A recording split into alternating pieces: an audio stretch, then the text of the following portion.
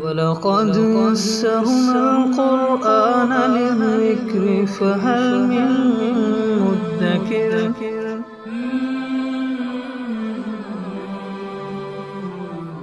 سورہ آل عمران آیت نمبر 31۔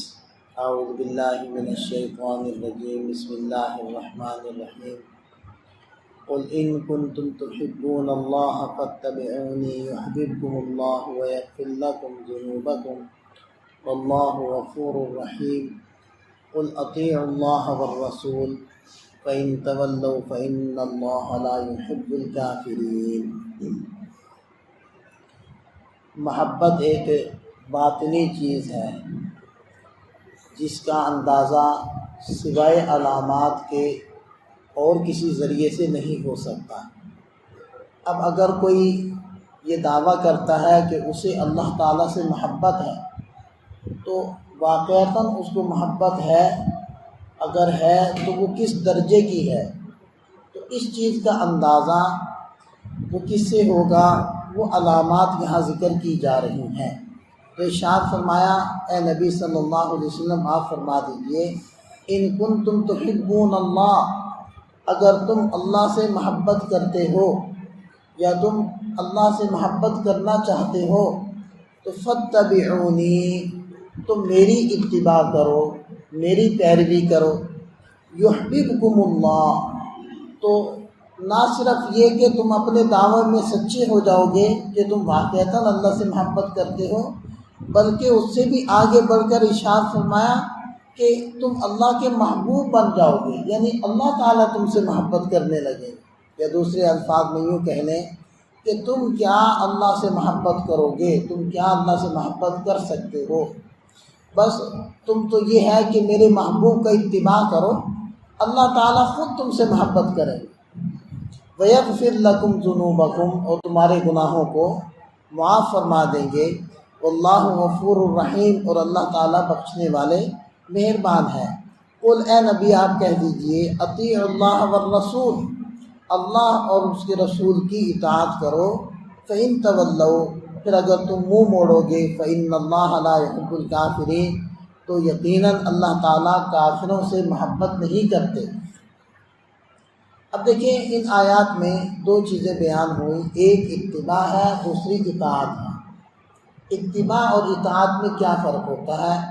اطاعت ان سب احکامات کو ماننا ہے کہ جو اللہ کے نبی صلی اللہ علیہ وسلم نے ہمیں بتلائے ہیں، یعنی جن چیزوں کو حلال قرار دیا ان کو حلال جاننا، اور جن کو حرام قرار دیا ان کو حرام سمجھنا، یہ ہے اطاعت۔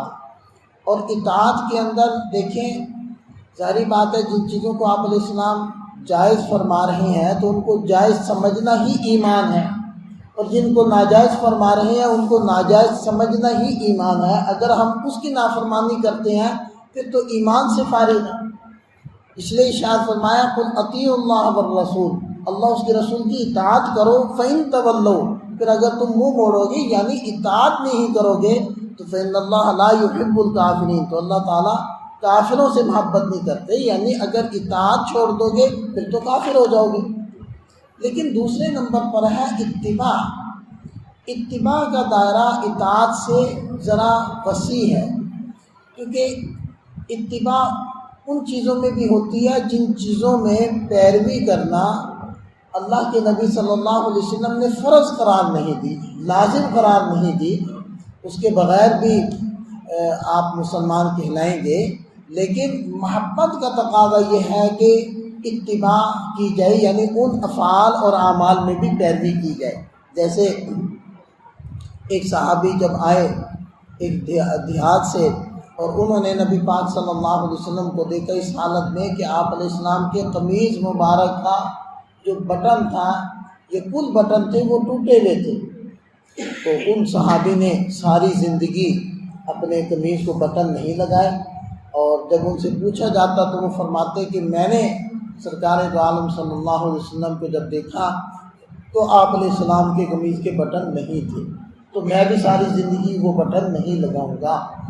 یہ ہے اتباع، یعنی آپ علیہ السلام کی ہر عمل میں پیروی کرنا، کہ آپ علیہ السلام آرام کیسے فرمایا کرتے تھے، آپ علیہ السلام کھانا کیسے کھایا کرتے تھے، آپ علیہ السلام لباس کیسا پہنا کرتے تھے، آپ علیہ السلام گفتگو کیسے فرمایا کرتے تھے، ڈھونڈ ڈھونڈ کر ان سارے اعمال کی پیروی کرنا اور ان کو اپنانا، یہ ہے اتباع۔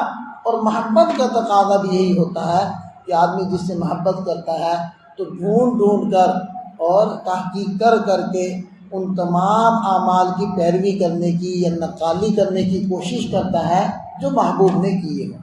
تو ایک ہے اتباع اور دوسری چیز ہے اطاعت۔ اطاعت تو مسلمان رہنے کے لیے ضروری ہے، اور محبت کے میدان میں جب ہم اترتے ہیں تو پھر اتباع یعنی پیروی کرنی ہوتی ہے۔ اللہ تعالیٰ دونوں باتوں پر ہمیں عمل کرنے کی توفیق عطا فرمائے۔